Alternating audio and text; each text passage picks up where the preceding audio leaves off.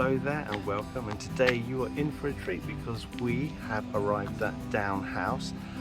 This is Charles Darwin's family home. He was here for 40 years with his lovely wife Emma, and today we're going to have a look around the gardens.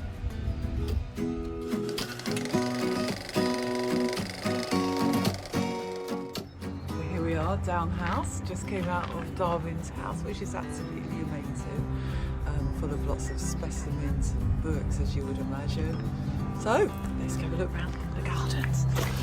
This is a nice bit they got here. This this glass kind of covered area outside, so you can sit outside and get a bit of warmth even in the winter. And a little convalescent home for you. Yeah.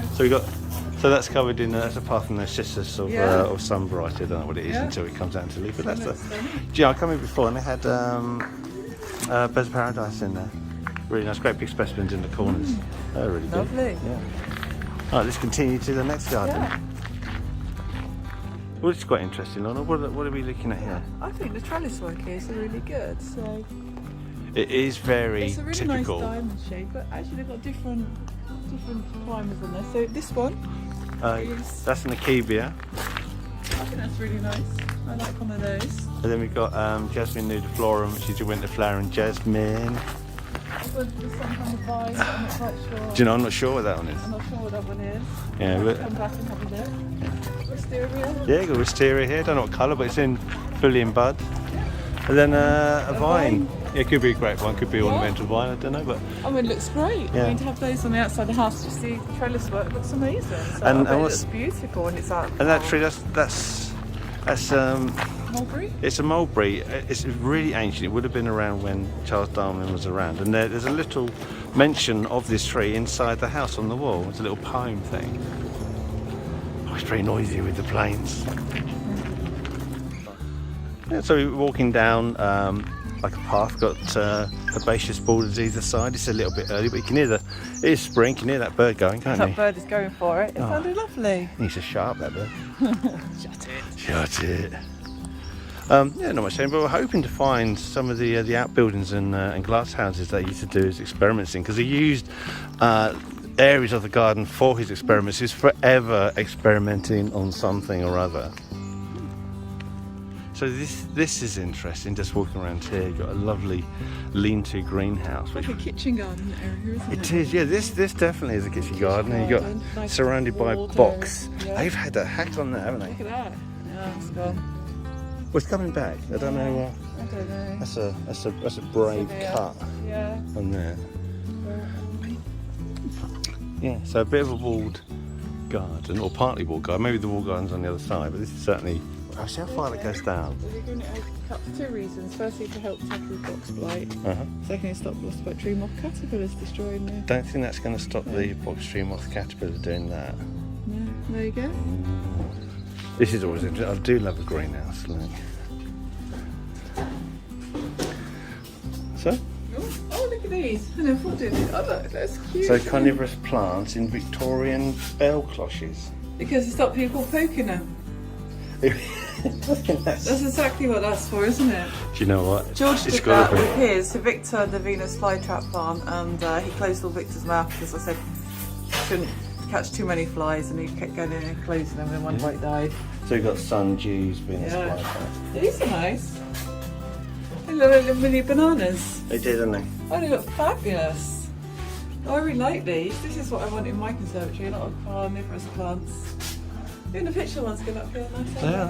Yeah, this is lovely. So, so a range of orchids. Yeah. Mostly a bit like West End Gardens, where we saw some really nice displays in their glass houses there, didn't we? With the terracotta pots, but they're just stunning. So we're walking in the footsteps of Charles Darwin. Yeah. Wow. In his little tropical house. Look at that. That's Nice beautiful. begonia rex, I isn't would it? I would like one of those. Begonia, no. Masonania. Surely it's begonia. Well, If I'm wrong here, then maybe our viewers will tell us what it is. It is Where's he? Oh, begonia. We didn't mention here. No, what? So it is a Oh, the begonia. species name. Well, I like that. Maybe just pull that again in case we want to try and find I'm trying a to buy you specimen. one. Yeah, that's great. So you've got a nice vent there, stop humidity building up. Oh, you've got some Spanish moss, Tillandsia coming down. What are your idea of the baskets and the stuff in there already? You could put your orchids in the basket, couldn't you? Yeah. Yeah, I do need to take them up my bonsai pot. But it looks lovely. Oh, this is really nice. This kind of glass house we had, isn't it? We've got a few cacti here. There's a Daiso cactus and it's got some flower bud on it. Wow. Love it. Yeah, and some more epiphytic cacti. Oh, South American they would be. Yeah, these are really. Oh, there's a step there. Oh, okay. And some more orchids. Didn't he, Darwin, you've read Charles Darwin's Origin Species. Yeah. Didn't he do work on orchids? Yeah, I think he did, and chaffinches, and studied a lot of these animals, and he was on his island. It was lovely. So a lot of the theories, because there were theories at the time really, were developed, you know, in the gardens and in this very greenhouse. And that these family connections that animals and plants have. That was the key theme of the book. They were all interrelated. So that's nice begonia as well. Yeah, it's lovely.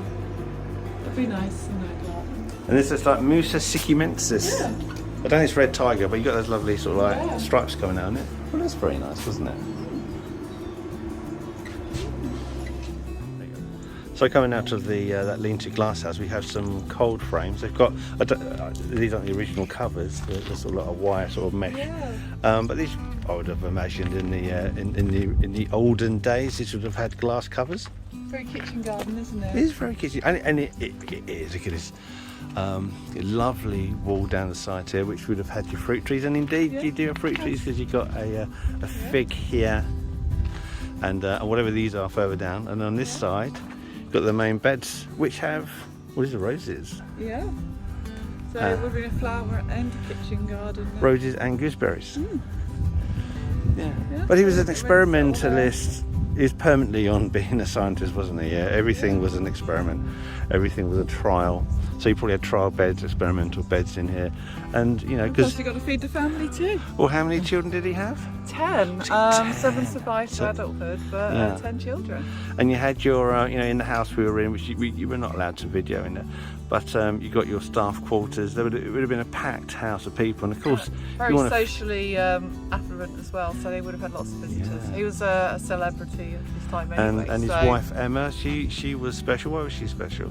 She was part of the Wedgwood family. Actually, his first cousin. So cousin's quite unusual for. Oh, kissing cousins. Yes, hey. Quite usual for family to marry family in those days, keep their wealth. But I believe he was buried at Westminster Abbey. He was that famous one time of his death. Well, he wanted to be buried in the church near here in the village, didn't he? Yeah. And that was his wishes on his deathbed. But he was overruled by the rest of the family, and they moved him up to the prestigious area. Yeah, he was buried in the royal. Yeah. But so the family would have been fed. From this garden here. It would have been pretty common at that time for a house of this size to have a kitchen garden and gardeners and a cook and cleaners. Indeed. And they got a whole servants' quarter in the house for their own stairway and everything. Yeah. So that's how you want to live. That's how we came in. We come in that way. Just us. Well, we'll leave this area because I'm sure there's an interesting potting shed nearby, so we're going to go and try and find that, and we'll show you that.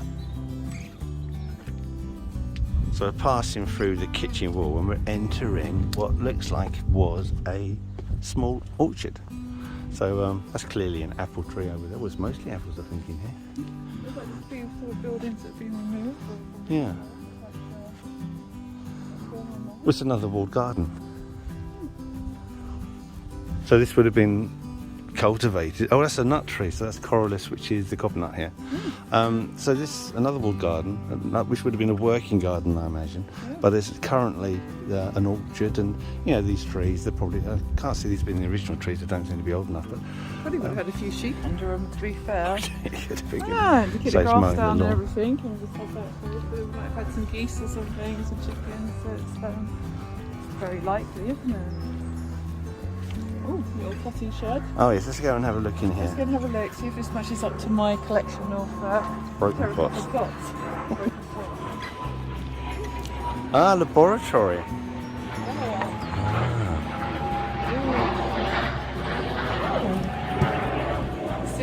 from down house. That's cute, isn't it? Well, there you go. So you can Do take we some need any history with hollyhocks? you. Nope. No. Okay. Lovely collection of Victorian pots here. And a collection of seeds in those cute glasses.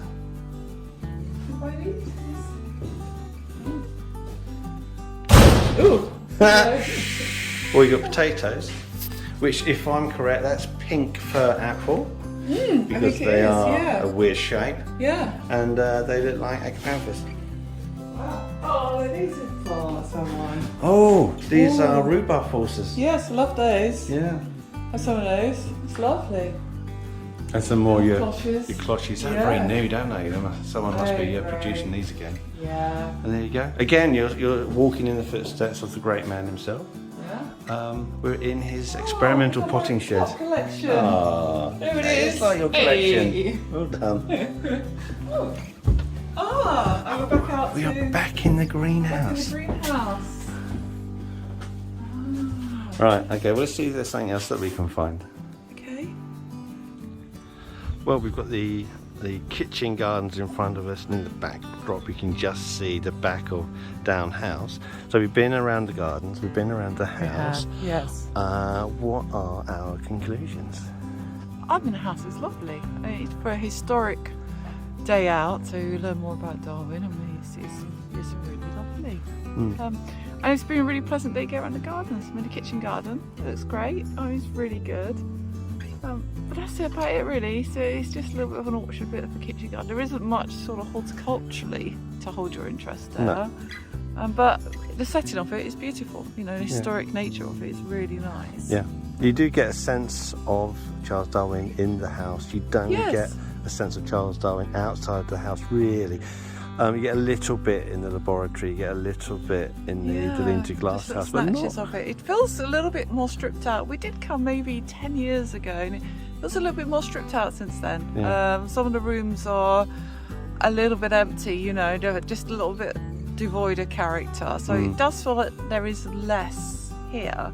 And I don't know whether some stuff's gone to an exhibition or whether they've just decided to pack some stuff away.